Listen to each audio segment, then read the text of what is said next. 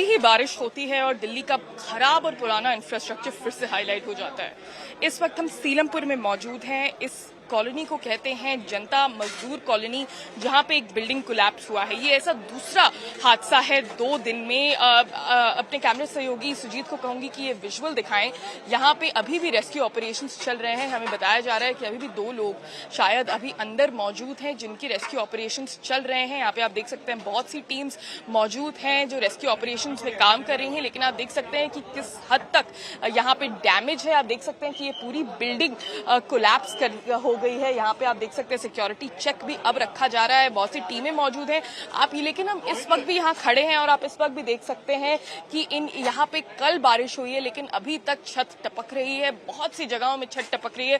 In fact हम यहाँ पे वॉक थ्रू कर रहे हैं, हमारे ऊपर भी पानी आ रहा है और आप उस तरफ भी देख सकते हैं कि अभी भी वहां पे कुछ ना कुछ कंस्ट्रक्शन का काम भी चल रहा है। एक खंबा भी गिरा हुआ है और ये दर्शाता है कि दिल्ली की जो इमारतें हैं वो किस कदर पुरानी हो चुकी हैं, खराब हो चुकी हैं। एमसीडी कोई चेक नहीं रख पा रहा है। यहाँ पे आप देख सकते हैं जो बाकी बिल्डिंग्स हैं वो भी सिमिलर तरीके की ही हैं। आप ये भी देख सकते हैं कि बाकी बिल्डिंग्स में भी ऐसी दिक्कतें आने की आशंका है, लेकिन एमसीडी की तरफ से इस वक्त कोई भी चेक मेंटेन नहीं किया गया है। यहाँ पर है सुबह लगभग 7 बजे करीब बिल्डिंग कोलैप्स होने की बात आई है और 4 लोग अस्पताल में जिनका इलाज हो रहा है और 2 लोगों की दुखद सूचना है। मुख्यमंत्री महोदया ने अभी बात की है और उन्होंने मेरे को यहाँ पर भेजा है देखने के लिए। नगर निगम के वरिष्ठ अधिकारीगण भी यहाँ पर हैं, एनडीआरएफ की टीम भी यहाँ पर है और लेकिन इतनी पतली गली है कि उसमें से मलबा निकालने में हाथ से मलबा निकालने के अलावा कोई और रास्ता ही नहीं है। हाथों से मलबा निकाला जा रहा है और हमारी टीम नगर निगम की 100 लोगों की तैयार खड़ी है स्टैंड बाय पर, लेकिन उसके बावजूद भी उनको अंदर जाने का रास्ता ही नहीं है। इतनी पतली 1 या 1.5 फीट की ये गली है, तो बहुत ही दुष्कर कार्य है यहाँ पे राहत कार्य करना। हम चाह रहे हैं जल्दी से जल्दी मलबा निकल जाए और अगर कोई लोग अंदर दबे हुए हैं जिसकी की आशंका है वो किसी तरह से उनको हम लोग जीवित सकुशल बाहर निकाल पाएं, इसकी तैयारी कर रहे हैं। तो बड़ी दुखद घटना है। कितने लोगों की मौत कंफर्म हुई है? 2 लोगों की मृत्यु अभी सूचना है और 4 लोग अस्पताल में हैं लेकिन खतरे से बाहर है।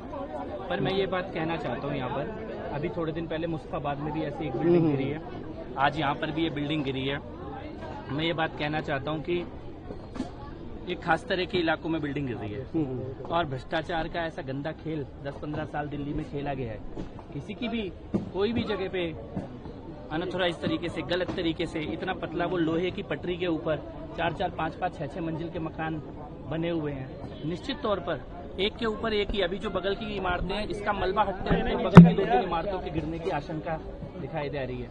तो भयानक वोट बैंक के कारण भयानक भ्रष्टाचार का गंदा खेल 10 साल में खेला गया और ये लोगों को मरने के लिए इस प्रकार के घरों में पैसे खाकर लोगों को रहने के लिए यहाँ पे जो गंदा खेल जिन लोगों ने खेला है, इन मौत के वो जिम्मेदार हैं जो आज यहाँ से भाग चुके हैं छोड़कर। और मेरा ये मानना है कि इस प्रकार के एक खास जो भी बिल्डिंग गिर रही है कि कहाँ पे गिर रही है, 15-15, 20-20 साल से वहाँ पे कौन लोग जनप्रतिनिधि बनकर बैठे हुए हैं, ये बहुत ही भयानक गंभीर सवाल है। इन सवालों के ऊपर कभी ना कभी खुलकर किसी को बोलना ही होगा कि ये बिल्डिंगें किसके अंडर में बनाई जा रही है, किनकी सत्ता चल रही थी। और आज वो लोग तो खुद तो भाग गए हैं, लेकिन इस प्रकार का तुष्टीकरण 4 मंजिल 5 मंजिल लोहे की पटरियों पे घर बनाए हुए हैं, लोगों की जान के साथ आप खेल रहे हैं, बहुत ही शर्मनाक है। और मुझे लगता है गंभीर इसकी जांच भी होनी चाहिए और अपराधी चाहे अधिकारी हो चाहे पीछे से बैठा हो। सरकार जांच करेगी। गोपाल राय आपके साथ खड़े हैं इस एरिया के, डिप्टी कमिश्नर आपके साथ खड़े हैं इस एरिया के। इस एरिया में 4-4, 6-6 बिल्डिंग बन रही है, आप खुद कह रहे हैं, इस बात को मान रहे हैं, तो कमिश्नर पे भी कोई कार्रवाई होगी या फिर? मेरे बात से 100% कार्रवाई होगी। डीसी जिम्मेदार हो, कमिश्नर जिम्मेदार हो, डूसुप का अधिकारी जिम्मेदार हो। ये नगर निगम के अंतर्गत नहीं आता ये इलाका, डूसुप के अंतर्गत आता है ये इलाका और इसके सारे डिटेल में निकलवा रहा हूँ और मुख्यमंत्री महोदया भी निकलवा रही है। लेकिन मेरा ये मानना है हमारी बिल्डिंग गिरने की सारी सूचना है किस तरह के क्षेत्रों से आ रही है। वहाँ पे 15-15 साल से कौन लोग सत्ता में बैठे हुए हैं और आप कुछ भी होने दे रहे हैं इलाके के अंदर। अगर आप तो मीडिया का कैमरा देख रहे हैं, आप बताओ लोहे का एक हल्का सा लोहे का वो लगा रखा है, उसके ऊपर पतली पतली पटरी लगा के उसके ऊपर 5-5 मंजिल घर है, एक दूसरे के ऊपर टिके हुए घर है। सर बिना नक्शे के अभी भी बहुत से मकान बनाए जा रहे हैं। बिल्कुल करी जाएगी। हमने मुस्तफाबाद में भी बोला है 6 मंजिल 5 मंजिल के जो घर हैं वो खाली कराए जा रहे हैं और उनको तोड़ने का निर्देश दिया है। और इस प्रकार से इलीगल, अगर एक तो इलीगल होना एक समस्या है, असुरक्षित भी। आप लोगों को जानबूझ के इस प्रकार की व्यवस्था में रख दिया गया है कि उनकी जान ही नहीं बच सकती है। सर बिना नक्शे के जो लोगों का कहना है कि भूकंप के जो कई झटके आए हैं उसकी वजह से ये 4 मंजिला बिल्डिंग जो है गिरी है और उसमें कई लोग जो अभी तक रेस्क्यू में निकाले गए हैं उनको हॉस्पिटल भेजा गया है। अधिकारियों से मैं लगातार संपर्क में था। एमसीडी की टीम, यहाँ पर एसडीएम, पुलिस की टीम, हमारे निगम पार्षद और पूरी कॉलोनी के लोग उसमें सहयोग कर रहे हैं। और हमें उम्मीद है कि अभी कई लोगों की ये बात थी कि यहाँ पर जो है काम धीमे चल रहा था, तो अभी यहाँ पर जो भी अधिकारी हैं उन सबसे मेरा यही निवेदन है कि उसको और तेज किया जाए।